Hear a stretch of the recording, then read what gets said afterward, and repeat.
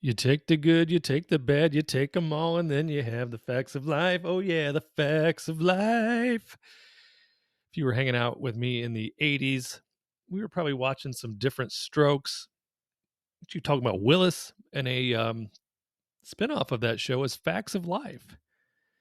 If you're hot, nodding your head yes, you're probably pretty cool and probably pretty old. Hanging out with Blair and Tootie and Joe. The facts of life are this when it comes to trading. The buy high, sell low platform is just not going to work for me. So you can see the results. We're down $18,000 today. Let's see. The week we are down 4471. 1 month. Hey, we're up 40,000. How about 3 months? 3 months, we're up. Drum roll, please. Oh, almost 150,000. So that makes me feel a little better when you go back in time. If I could turn back time, things are taking gas today. And as they said in Airplane, it's a tough week to give up sniffing glue. And last week was a tough week for me to get into the Tesla. Bought a couple hundred shares, sold a couple $100 or a couple hundred shares worth of puts. So that's what is part of our action. Oil also taking a bath still. And again, come on, get off the mat. Maybe soon. So let's go through these positions. We have a 145 call on the ACLS. Axelius, that is up at 99.78%. Why? Well, let's click on it. Got a 145 call, and it's currently trading at 120. Well, that would do it, wouldn't it? Yeah, so that's why that trade looks so good. But holding those shares looks so bad. GDX 2850 put. Currently, GDX, that is a gold miner, trading at 2855. So those are under pressure. The 2950 calls, we got 20 of those contracts on the GDX. So those are looking good. Merck and Company, I've got a specific spreadsheet that we'll go through on Merck because right now this trade is taking gas. However, we've talked about it before, and it's just the reality of trading covered calls and the wheel strategy, etc., is that you do limit your upside potential. So I've got 111 calls on the board, and currently Merck is trading at 118.32. And when you look through the numbers of rolling this position, so if I clicked on roll out the barrel, if we rolled this position, let's just like even go to 30 days, 31 days out, could we get another dollar bill?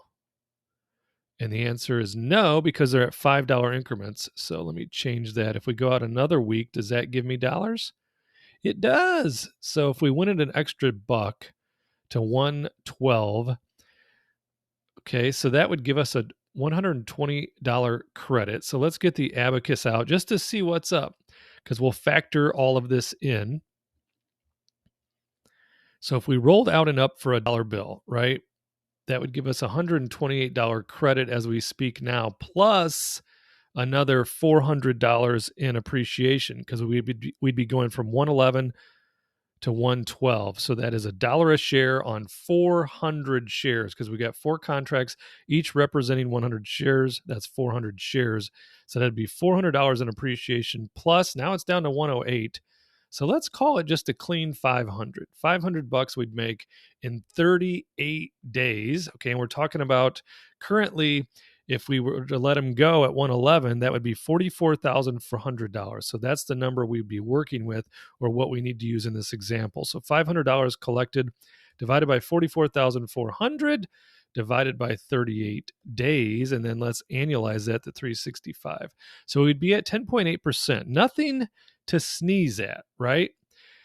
But if we had that cash back in our pocket, we'd be shooting at a goal of 20% on puts and calls going forward. So I'm going to let Merck go at 111, and then I will share the spreadsheet with you. I'll probably share it with you before the week is over, just to show you that a dirty dog trade like Merck, because I bought Merck at 111 after it had gone down. You know, it's the old falling knife trick that I that I perfected last week or last year, I would catch the falling knife and then it would slice some of my fingers off and continue to go down. Well, that's what Merck did.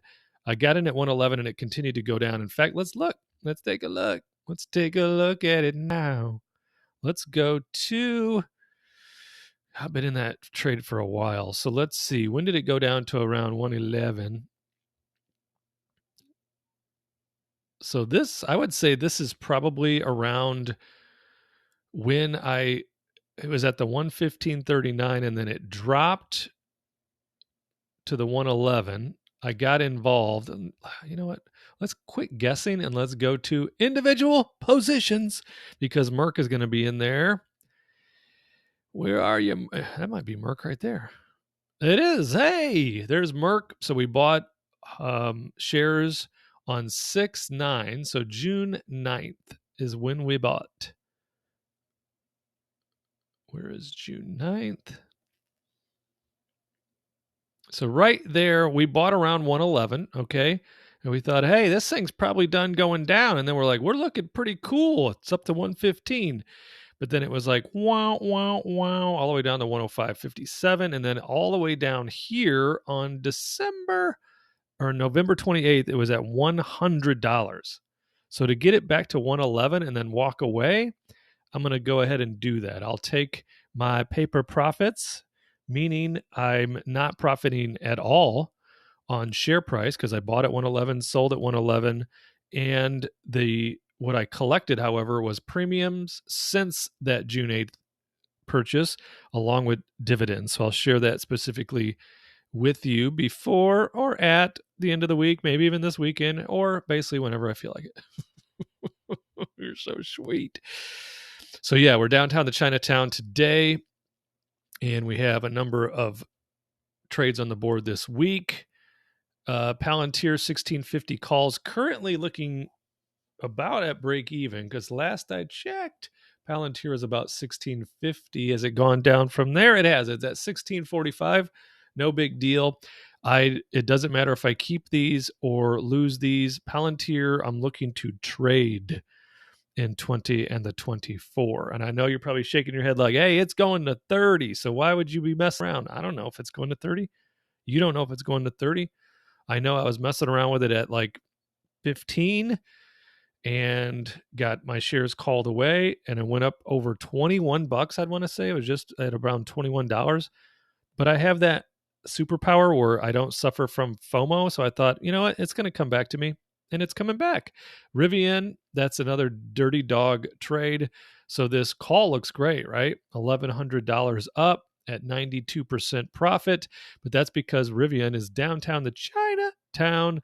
SoFi $8 puts, currently taking gas because SoFi is at $7.77. That's fine. We'll wheel that thing. In fact, what do we have on SoFi? We have a couple thousand shares now, I think. Oh, we have 4,000 shares? You don't even know. When we're down 1,000. Oh, now it's under. We're only down $950 on the SOFR, but we'll let it come up a little bit. It will in the next day or two, and then we'll sell covered calls on those 4,000 shares. Maybe we get assigned another 2,000 shares at $8. Whatever. We're looking to trade SoFi in the 20 and the 24 as well.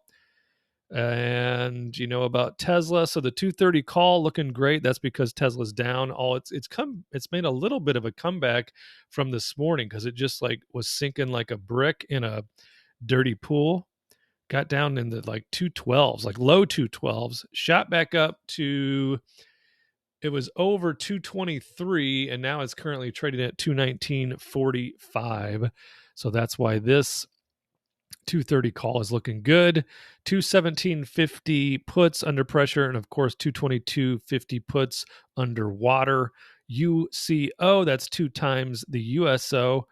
$26 calls, and UCO currently at 26.40. But we sold those calls in order to potentially get those called away. We don't mind because the premium was so good.